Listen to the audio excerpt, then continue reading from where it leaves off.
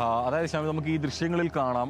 ഇവിടെ ഞാനിപ്പോൾ വന്നു കയറിയതെന്ന് പറഞ്ഞാൽ റോഡാണ്. അതായത് ആറന്മുള ക്ഷേത്രത്തിലേക്ക് വരുന്ന പരുമൂട്ടിൽപ്പടി എന്ന് പറയുന്ന ജംഗ്ഷനിൽ നിന്നാണ്. ആ ജംഗ്ഷൻ വരെയും ഇപ്പോൾ വെള്ളമാണ്. അത് റോഡാണ് ശരിക്കും പറഞ്ഞു കഴിഞ്ഞാൽ. ആ റോഡിൽ നിന്ന് ഇപ്പോൾ നമ്മൾ സഞ്ചരിക്കുന്ന സ്ഥലത്തും ഈ പറയുന്നത് പോലെ തന്നെ റോഡ് തന്നെയാണ്. നമുക്ക് കാണാൻ കഴിയും, ദൃശ്യങ്ങളിൽ കാണാൻ കഴിയും. ഇതിൻ്റെ വശങ്ങളിലെല്ലാം തന്നെ വീടുകളുണ്ട്. ഈ വീടുകളിലുണ്ടായിരുന്ന ആളുകളെല്ലാം തന്നെ കഴിഞ്ഞ ദിവസം മാറ്റിയിട്ടുണ്ടായിരുന്നു. കുറച്ച് ആളുകൾ മാത്രമാണ് ഇവിടെ ഇപ്പോൾ തുടരുന്നത്.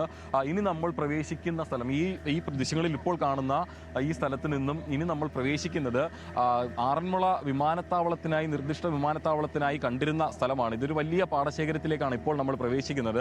ഇവിടെയാണ് വിമാനത്താവളം വരാനായി ആലോചിച്ചിരുന്നതും അതിൻ്റെ ചർച്ചകൾ നടന്നതും എല്ലാം തന്നെ നടന്നിരുന്ന ഒരു സ്ഥലമാണ് ഇപ്പോൾ നമ്മൾ ദൃശ്യങ്ങളിൽ കാണുന്നത്. അതിൻ്റെ കരകളിലുള്ള, ഈ പാടശേഖരത്തിൻ്റെ കരകളിലുള്ള വീടുകളാണ് മറ്റ് നമ്മൾ കാണുന്ന ഈ ദൃശ്യങ്ങളെന്ന് പറയുന്നത്.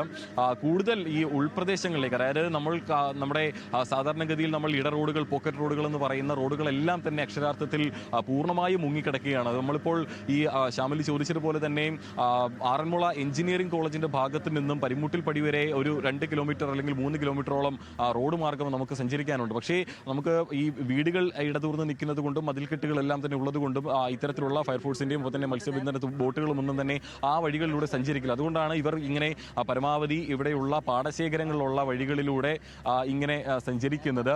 ഈ പറയുന്നത് പോലെ തന്നെയാണ് ഈ കിലോമീറ്ററുകളാണ് ഈ ബോട്ടിൽ ഇങ്ങനെ സഞ്ചരിച്ചുകൊണ്ട് ഓരോ വീടുകളിലേക്കും എത്തേണ്ടി വരുന്നത്. കാരണം മറ്റ് റോഡുകളെല്ലാം തന്നെ പൂർണ്ണമായും മുടങ്ങിക്കിടക്കുന്ന, അല്ലെങ്കിൽ അവിടേക്കുള്ള സഞ്ചാരപാത നമുക്ക് ഉപയോഗിക്കാൻ കഴിയില്ല. അതുകൊണ്ടാണ് ഇങ്ങനെയുള്ള പാടശേഖരങ്ങളിലൂടെ പോകുന്നത്. ഈ ബോട്ടുകളിലേക്ക്, ഇങ്ങനെയുള്ള ചെറുവള്ളങ്ങളിലേക്ക് എത്തിക്കഴിഞ്ഞാൽ കൂടുതൽ ഈ ഇട റോഡുകളിലേക്ക് കടന്നു ചെല്ലാൻ കഴിയും. നേരത്തെ നമ്മൾ ദൃശ്യങ്ങൾ കണ്ടതാണ്. കാര്യങ്ങൾ വ്യക്തമാണ്. ഇനി അറിയേണ്ടത്, ഇത് ആരാണ് ഇവിടെ ഈ കാര്യങ്ങളൊക്കെ ഏകോപിപ്പിക്കാൻ അധികാരപ്പെട്ടതും ഉത്തരവാദിത്തപ്പെട്ടതും ആരാണ് ഉള്ളത്? ഇവരോടൊക്കെ കമ്മ്യൂണിക്കേറ്റ് ചെയ്യുന്നതൊക്കെ ആരാണ്? ജില്ലയിൽ ആരാണിപ്പോൾ കാര്യങ്ങൾ, രക്ഷാപ്രവർത്തനവും ദുരന്ത നിവാരണവും ഈ കാര്യങ്ങളൊക്കെ ഏകോപിപ്പിക്കുന്നത്?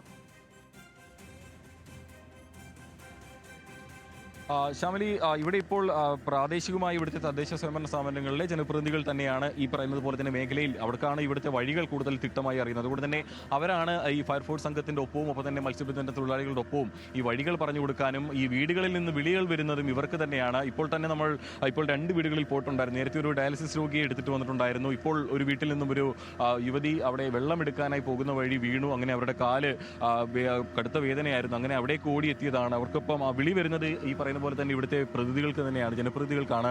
നമുക്ക് ഈ സ്ഥലങ്ങൾ അറിയുന്നത് നിങ്ങൾക്കാണ് കൂടുതലായിട്ടുള്ളത്. ഇപ്പം ഫയർഫോഴ്സ് സേനാംഗങ്ങളുടെ ഒപ്പം സഞ്ചരിച്ചുകൊണ്ട് തന്നെ കൂടുതൽ വീടുകളിലേക്ക് എത്തുന്നു. അങ്ങനെയാണ് ഇവിടുത്തെ രക്ഷാപ്രവർത്തനം ഒന്ന് ഏകോപിപ്പിക്കുന്നത്. അതെ, ഫയർഫോഴ്സ് സംഘത്തിലൂടെ നമ്മൾ രാവിലെ ജോയിൻ ചെയ്യും. അപ്പോൾ ജോയിൻ ചെയ്തിട്ട് നമുക്ക് വിളി വരുന്നതിനനുസരിച്ച് ഓരോ ഭാഗങ്ങളും നമ്മൾ പോയിക്കൊണ്ടിരിക്കുകയാണ്. ശേഷം പേഷ്യൻറ്റിനെ എടുത്തുകൊണ്ട് നമ്മൾ ആറന്മുള റോഡ് കാണുന്ന ഭാഗത്ത് വന്നിട്ട് ആംബുലൻസിനെ കോർഡിനേറ്റ് ചെയ്ത് ആംബുലൻസിൻ്റെ കൂടെ അവർ കയറ്റി വിടുകയാണ് ചെയ്തുകൊണ്ടിരിക്കുന്നത്. ഈ ജില്ലാ ഭരണകൂടം നൽകുന്ന നിർദ്ദേശങ്ങൾക്കനുസരിച്ചാണ് ഈ ക്യാമ്പുകളുടെ പ്രവർത്തനവും ഒപ്പം തന്നെ ഈ ആളുകളെ ദുരിതാശ്വാസ ക്യാമ്പുകളിലേക്ക് മാറ്റുന്നതും അത്തരം രീതികളൊക്കെ എങ്ങനെയാണ്? നമുക്ക് കോളുകൾ വരുന്നത് വില്ലേജ് ഓഫീസിലോട്ട്, തഹസീൽദാർ, MLA ഓഫീസിലോട്ട്, ഇങ്ങനെ പലയിടത്തും നിന്നാണ്. പിന്നെ നേരിട്ട് വിളിക്കുന്നവരുണ്ട്. അപ്പം നേരിട്ട് വിളിക്കുന്നതിനനുസരിച്ച് നമുക്ക് ആവശ്യങ്ങൾ എന്താണോ അതിനനുസരിച്ച് നമ്മൾ ചെയ്തുകൊണ്ടിരിക്കുകയാണ് ഇവിടെ. കൂടുതലും രോഗികളാണല്ലേ ഇപ്പോൾ വിളിക്കുന്നത്? ഇപ്പോൾ കഴിഞ്ഞ ദിവസങ്ങളെല്ലാം തന്നെ പരമാവധി ആളുകൾ മാറ്റിയിട്ടുണ്ടായിരുന്നു. കൂടുതലായിട്ട് വിളിക്കുന്ന ഡയാലിസിസ് പേഷ്യൻ്റ് ആണ് ഇതുവരെയും കൂടുതൽ വിളി വന്നുകൊണ്ടിരിക്കും. പിന്നെ ഗർഭിണിയായിട്ടുള്ള സ്ത്രീകളുണ്ട്.